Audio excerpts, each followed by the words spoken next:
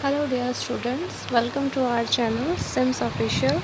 I Swati Rajput, your SSC teacher, and today we continue our history chapter 2 from hunting gathering to growing food. In this video we will discuss two topics. Number 1, finding out about fire, and second, a changing environment. So let's start. Hello dear all, welcome to our channel Smart Indian Model School. Smart Indian Model School present Smart Indian EduFun classes. EduFun online classes includes course studies of playgroup to class 12, emotional and communication skills, happiness classes and DIY activities. Finding out about fire. तो student इस topic में हम पढ़ने वाले हैं कि जो fire है उसको कैसे फाइंड किया था जो अर्ली मैन थे, यानी कि जो आग है उसकी खोज कैसे हुई थी उसके बारे में हम इसमें पढ़ने वाले हैं। Find the Kurnool caves on map 2। देखिए आपकी बुक में मैप दिया गया है, तो वहाँ पर हमें ये प्लेस कुरनूल केव है, गुफा है, इसको फाइंड आउट करना है। तो देखिए ये आपका मैप है, ठीक है स्टूडेंट्स। देखिए आप साउथ में देख पा रहे होंगे ये कुरनूल केव्स लिखा हुआ है।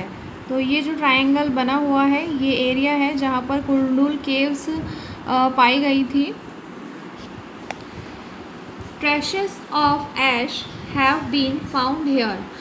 देखिए जो कुरनूल गुफा अभी हमने मैप पर देखी, तो वहाँ पर जो ऐश यानी कि जो राख होती है, तो राख के जो कण हैं, जो अवशेष हैं, वो हमें यहाँ पर देखने को मिले हैं। These suggest that people were familiar with the use of fire. और इससे ये पता चलता है कि जो अर्ली पीपल थे वो आग को जलाना जानते थे और वो उसका यूज़ भी जानते थे। Fire could have been used for many things as a source of light, to roast meat and to scare away animal। देखिए फायर का यूज़ बहुत सारी चीज़ों के लिए किया जाता था, जैसे कि हमें पता चलता है हिस्ट्री से। As a source of light, यानी कि वो लाइट के लिए, रोशनी के लिए भी उसको यूज़ करते थे। रोस्ट मीट, जो मीट होता था उसको वो रोस्टिंग करने के लिए भी यूज़ करते थे फायर का। और स्केयर अवे एनिमल्स, और जानवरों को दूर भगाने के लिए भी वो फायर का यूज़ करते थे। आज के टाइम में भी हम फायर का यूज़ बहुत सारी जगहों पर करते हैं, है ना।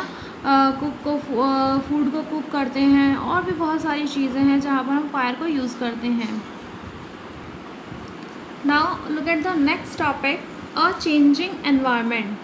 देखिए जो एनवायरनमेंट में चेंजेस आ रहे थे, यानी कि जो वहाँ का क्लाइमेट था जो बदल रहा था, तो उसी के बारे में हम पढ़ेंगे। Around 12,000 year ago there were major changes in the climate of the world with a shift to relatively warm conditions. देखिए लगभग 12,000 यानी कि 12,000 साल पहले की बात है।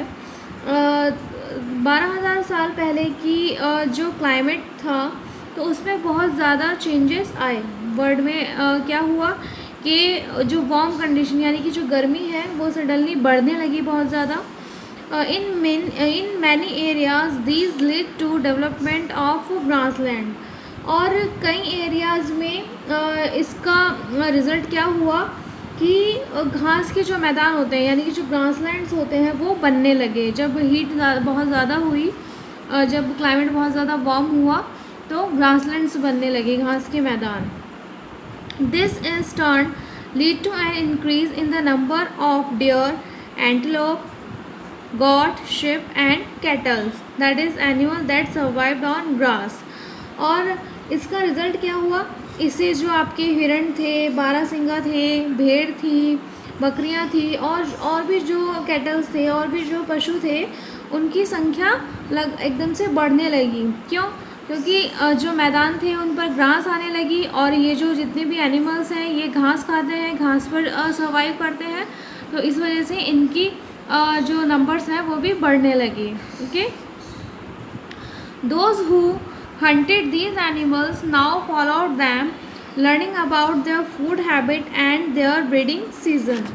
और जो लोग इन जानवरों का शिकार करते थे वे भी इनके पीछे आए और इनके जो फूड हैबिट्स थी, जो इनके खाने पीने की आदतें थी और जो इनका ब्रीडिंग सीज़न था तो उसके बारे में वो बहुत ज़्यादा जानकारी हासिल करने लगे।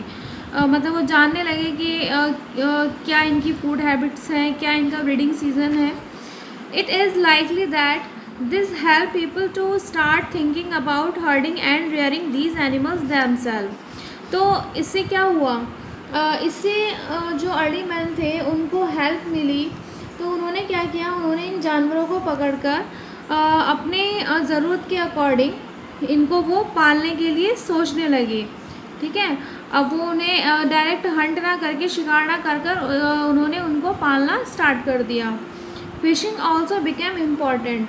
और इसी टाइम में जो फिशिंग था, यानी कि मछलियों को जो पकड़ना था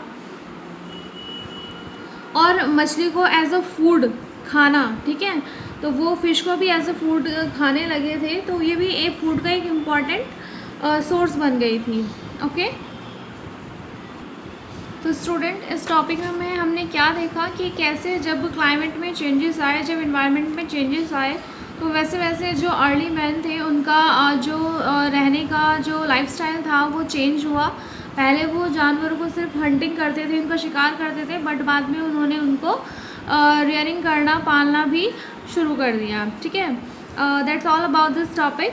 इन next video we will discuss next topic of this chapter, that is the beginning of farming and herding. यानी कि जो फार्मिंग थी और हर्डिंग थी, यानी कि पशुओं को जो पालना था, तो उसकी शुरुआत कैसे हुई, तो उसी के बारे में हम डिस्कस करेंगे। Okay, thank you for watching.